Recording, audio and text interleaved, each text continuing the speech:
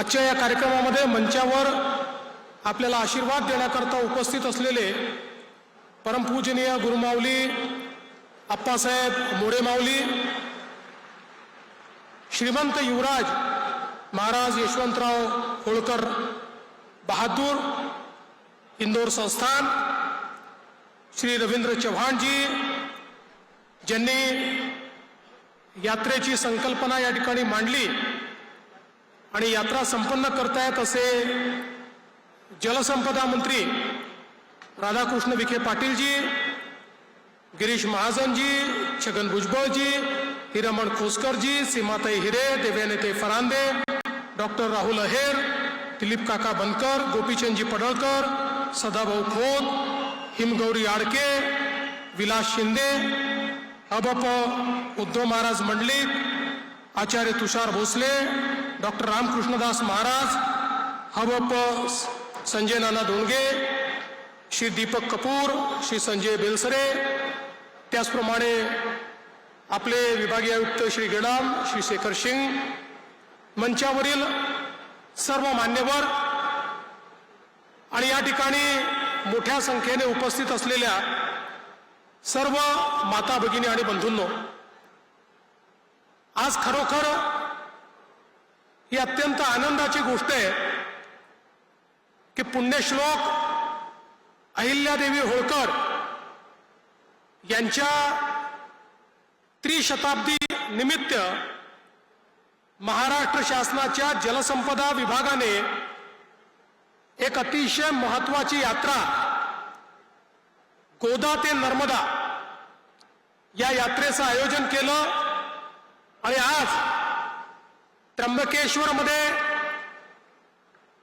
गोदेचं पूजन करून, आई गोदावरीला नमन करून आणि त्र्यंबकेश्वरचे राजा त्र्यंबकेश्वर महादेव यांना नतमस्तक होऊन इथनं या यात्रेची सुरुवात होते आणि दुसरीकडे पुण्यश्लोक अहिल्यादेवींच्या गावामध्ये चौंडीमध्ये त्या ठिकाणी यात्रेची दुसरी जी काही तुकडी आहे त्यांनी त्या ठिकाणी सुरुवात केली आहे आणि आता ही यात्रा पुढे माहेश्वरपर्यंत वेगवेगळ्या भागातनं जाणार आहे.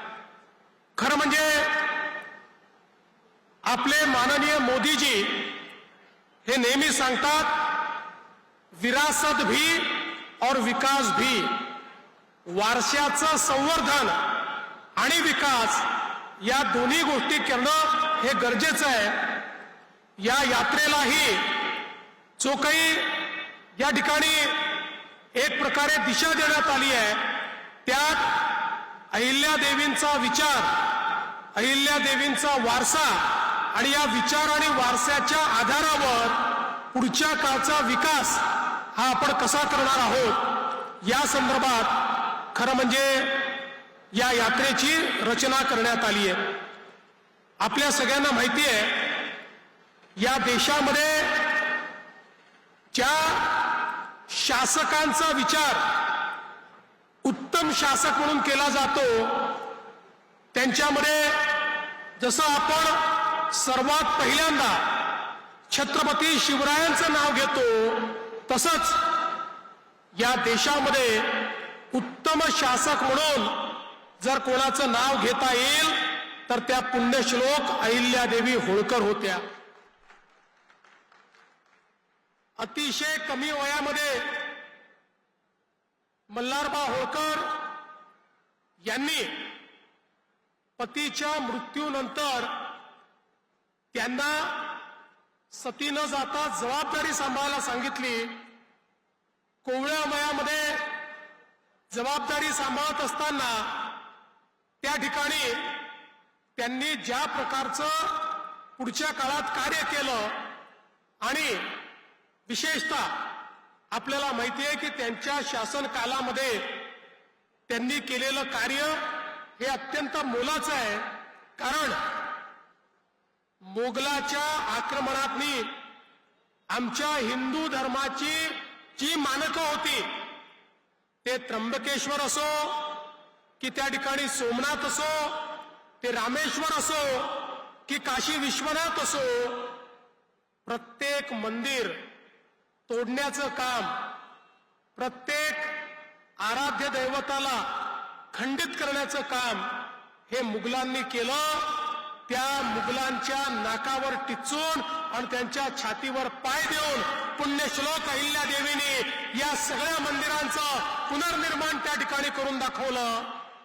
आणि एवढंच नाही तर मंदिर असतील, घाट असतील, बारव असतील, या सगळ्याचा निर्माण करताना त्याच्या मागे आध्यात्मिक भाव तर होताच. पण मगाशी जसं युवराजांनी सांगितलं की या ठिकाणी जलसंधारण, कुठल्याही भागात दुष्काळ पडू नये या दृष्टीनं त्यांनी केलेलं कार्य, आजही त्यांनी तयार केलेले बारव हे अतिशय उत्तम आणि सुस्थितीत आहे. आणि त्याचं संवर्धन करण्याचा निर्णय हा महाराष्ट्र सरकारने घेतलेला आहे. आपल्या नाशिक जिल्ह्यातही त्यांनी तयार केलेल्या विहिरी, बारव हे आपल्याला पाहायला मिळतात, तलाव आपल्याला पाहायला मिळतात. जलसंधारणाच्या क्षेत्रामध्ये पुण्यश्लोक अहिल्यादेवींनी केलेलं कार्य हे अत्यंत महत्वपूर्ण आहे. माहेश्वरला नर्मदा नदी प्रदूषित होऊ नये म्हणून नर्मदेचं एक धारा वेगळी काढली आणि सगळ्या नागरिकांना सांगितलं ही तुमच्याकरता धारा आहे. तुम्हाला नित्यकर्म किंवा इतर गोष्टींकरता जे पाणी वापरावं लागतं ते या धारेतनं तुम्ही वापरायचं, मुख्य धारेमध्ये कुठलंही प्रदूषण करू नये अशा पद्धतीचा आदेश हा पुण्यश्लोक अहिल्या मातांनी काढला. आणि म्हणूनच आपल्या नद्यांचं महत्व, गंगा गोदावरीचं महत्व, यमुनेचं, नर्मदेचं महत्व जाणणाऱ्या पुण्यश्लोक अहिल्यादेवी होत्या. खरं तर त्यांच्या शासनाबद्दल, प्रशासनाबद्दल अनेक गोष्टी सांगता येतील. विशेषतः महिलांच्या शिक्षणापासनं तर रोजगारापर्यंत माहेश्वरमध्ये त्या ठिकाणी माहेश्वर साडीच्या माध्यमातून रोजगाराची निर्मिती करून आमच्या महिलांना सक्षम करणाऱ्या आणि त्याचबरोबर पहिल्यांदा संपूर्ण महिला सैनिकांची तुकडी ही तयार करणाऱ्या देखील पुण्यश्लोक अहिल्या माता होत्या. आमच्या गरीब वनवासी आदिवासींना मुख्य धारेमध्ये आणणाऱ्या देखील पुण्यश्लोक अहिल्यादेवी होत्या. आणि खऱ्या अर्थानं अतिशय उत्तम अशी कायदा आणि सुव्यवस्था कशा प्रकारे राखता येईल याचं उदाहरणही त्यांच्याच माध्यमातून आम्हाला मिळत होतं. आणि म्हणून आज ज्यावेळी आपण राज्यकारभार चालवतो त्यावेळी छत्रपती शिवराय असतील किंवा पुण्यश्लोक अहिल्यादेवी होळकर असतील, यांचा विचार आणि यांचा वारसा हे जर आपण जपलं तरच आपण शाश्वत विकासाच्या दिशेने जाऊ शकतो. आणि म्हणूनच मी राधाकृष्ण विखे पाटील साहेबांचं मनापासून अभिनंदन करेन की त्यांनी गोदा ते नर्मदा ही यात्रा या ठिकाणी काढली. आपल्या विचारांमध्ये नदीचं महत्व अनन्यसाधारण आहे. नदीला देवी मानलाय, नदीला आई मानलाय. आपल्याला माहिती आहे ऋग्वेदामध्ये नदी स्तुती सूक्त आहे, ज्या सूक्तामध्ये आमचे ऋषीमुनी हे नदीशी चर्चा करतायत, नदीशी बोलतायत.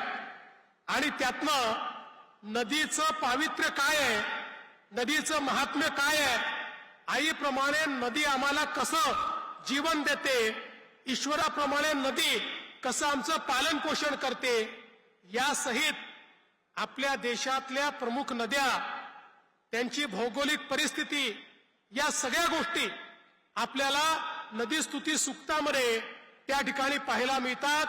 आणि आपल्या संपूर्ण वेद संस्कृतीमध्ये नदीला अनन्यसाधारण महत्व दिलेलं आहे. म्हणूनच आज गोदा ते नर्मदाच्या माध्यमातून पाणी असेल, जलसंवर्धन असेल, जलसंधारण असेल, या प्रत्येक गोष्टीचं त्या ठिकाणी त्याची पुनरुक्ती करत लोकांमध्ये त्याचं जागरण करण्याचा प्रयत्न आपण करतो.